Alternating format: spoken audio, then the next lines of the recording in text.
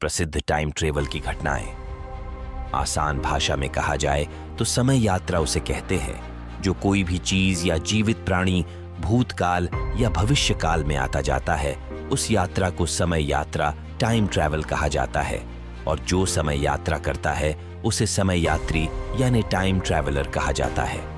तो इस कहानी में हम टाइम ट्रेवल की सच्ची कहानियां, टाइम ट्रैवल इंसिडेंट्स इत्यादि के बारे में जानेंगे।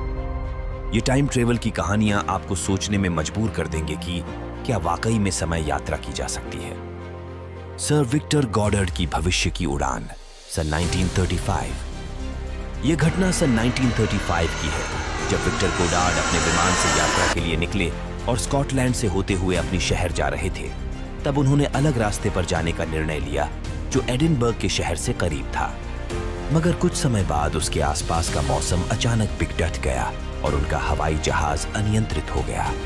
कुछ ही समय बाद जब मौसम साफ हुआ तो विक्टर गॉडर्ड ने देखा कि वह एक अलग ही एयरपोर्ट पे आ गए जो देखने में बहुत आधुनिक दिख रहा था। ये सब देखकर वह घबरा गए क्योंकि उनका तो एयरपोर्ट बंद पड़ा था और ये पूरा कार्यरत था।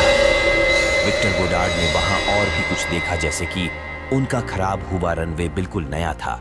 वहां 4 पीले रंग के आधुनिक विमान मौजूद थे और मॉडर्न ब्लू ड्रेस में एयरपोर्ट के कर्मचारी दिख रहे थे। यह सब देखकर वह घबरा गए और उन्होंने अपना विमान इस जगह पर नहीं उतारा बल्कि वापस मॉडल लिया।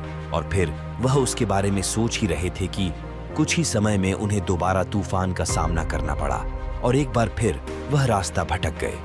मगर तूफान शांत होने के बाद वह किसी तरह अपने शहर पहुंचे।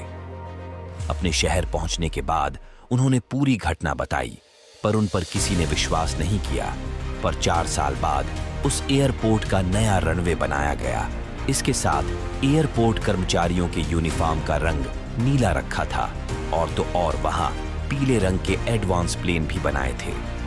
इसका मतलब कि सर विक्टर गॉडर्ड टाइम ट्रेवल करके समय में 4 साल आगे गए और उन्होंने भविष्य की नई दुनिया देखी।